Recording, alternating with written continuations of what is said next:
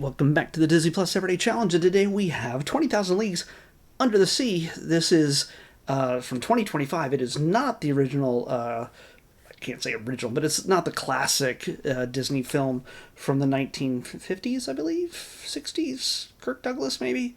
I'm not sure offhand. It's been a while. I've watched it on Disney Plus, but this is not even it's a 6 episode series. All the episodes are between 18 and 25 minutes each, but it's also not a standalone series. It's a sequel to Journey to the Center of the Earth, made by the same people with the same characters, the same actors. So yeah, this is, I imagine, if they're making a Jules Verne universe, Jules verse, I guess. The Jules Verniverse. Oh, that's something there. Maybe, I don't know. I guess we'll get Around the World in 80 Days, maybe the Time Machine. By the way, there appears to be a time machine already in the first episode. It's not really a spoiler, it's just, it shows up, and apparently, since I only watched the first 2 episodes, I checked, of Journey to the Center of the Earth, I'm completely lost. Honestly, they jump you right into the middle of the action of the characters. They pick up where the last one left off, which is also a single season series.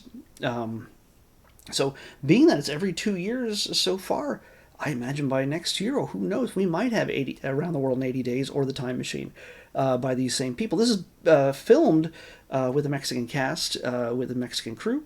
It's a Disney Plus original. It is completely in Spanish, so yeah, you're going to want to put those subtitles on just in case you don't speak Spanish. But it involves a kid named Diego and his pretty dang attractive grandma. I'm just going to say that. She's very attractive. It's not normally what it's. I'm at the age where I can say that's an attractive grandma. Hey, just the way it is. But they're on this. Her name is Paula, played by Margarita Rosa de Francisco. There you go.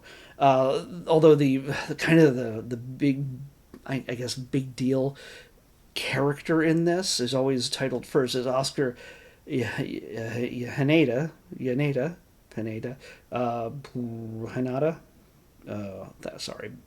sorry, Oscar. But he plays Pompilio Calderon. He is, I'm really shouldn't do the accents. So, but he is a very flamboyant character who I think is kind of like a villain, but his flamboyancy makes him a little bit of comic relief. He has a mechanical parrot, feels straight out of Clash of the Titans. That was an owl, but still, it's a wacky villain kind of guy. But don't underestimate him. In the Journey to the Center of the Earth, he ran a camp and he was very popular with the kids, but he was secretly the bad guy.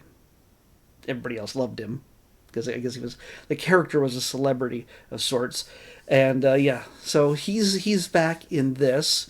I'm gonna warn you, if you're gonna watch this at all, finish your Journey to the Center of the Earth, the new one with this same cast. It's easy to tell the difference. It'll say Disney Channel original or Disney Plus original. It doesn't say that here, but yeah. So just be aware. So yeah, it's big adventure. It's kind of got modern Doctor Who production value qualities to it. So there's lots of sort of. I didn't really understand anything that was going on. I recognize all the little references to Jules Verne stories, like a time machine, which is sort of a motorcycle in this case, but with another situation going on there. It doesn't look like the old school time machine from Jules Verne's old story, but it has a similar shape, but with a motorcycle foundation. Makes it cool. But there's is that Captain Nemo? That's Admiral Nemo, maybe, or that is. I don't know. She seems like she's in charge. So that could be Admiral Nemo. That's a nice twist. So, yeah. If you speak Spanish, if you're Mexican, seriously, check this out. Obviously, you're going to have a leg up on everybody else because you can understand what they're all saying. And I know enough Spanish to understand it, not to speak it very well. But I definitely needed the subtitles for this one. But yeah, it looks like a good, fun kids, young teens, even older teens, even not adult, but I mean, adventure for the whole family. Yeah. So, yeah, again, you'll have a leg up if you speak Spanish, but if you don't mind reading, hey, definitely check this out. It is, yeah, it's really all I can say because, again, without finishing Journey, I can't stress enough. Watch all of Journey to the Center of the Earth, and then watch this, and be prepared. Maybe they'll have something fun and new in the year to come. Let's pick tomorrow's episode. 7. Wow, we're really sticking with the low numbers here. If there's anything we have less of than like scripted series, it's movies. Like, we obviously have tons of things that fall into the category of reality shows and documentaries and concerts and behind the scenes stuff. Like, it's a whole mix. It's a category I created at the beginning 7 years ago, almost. That there was more documentaries and there was hardly any reality TV shows. Now that kind of got shared. So, but the only next to that we have series. No, we have shorts. We have a handful of shorts, or 2 handfuls, and then we have some scripted stuff, and even less than that is movies. For now, I mean, I think I'm going to count the Punisher thing special that's coming up very soon. I'm going to count that as a movie. I don't know how long it is. And I'm going to count, eventually Avatar, Fire and Ash, and Hoppers will be added before I finish the series. I don't doubt that. I think that's going to happen. But the movies we mainly have left is one Disney-based movie that is true Disney. I'm not going to tell you what it is. You'll know it you'll recognize it when it's picked. And the rest are just Lifetime. Lifetime or Freeform or those kind of women in trouble type movies. And we had one not too long ago. Seriously. How do we get these keep getting picked? I'm just going to have documentaries at the very end. And reality shows. Too many reality shows. But anyway, this one actually features a familiar face from the 90s. I can't remember her name offhand, but you'll sort of recognize it. This one's called Abducted in the Everglades. Because, hey, it's Florida. And if you really were going to be honest and create a story where something goes wrong when there's women in trouble, it's a better chance of it happening in Florida than most places in America. Anyway, Abducted in the Everglades is what we're watching next on the Disney Plus Everyday Challenge. I'll see you back here tomorrow with that. Bye. Okay. Well, this is unexpected. Things have been shifting around the last few days. When I pick something, the night that I pick something, and I do get a little ahead of myself when I select these, when I film these.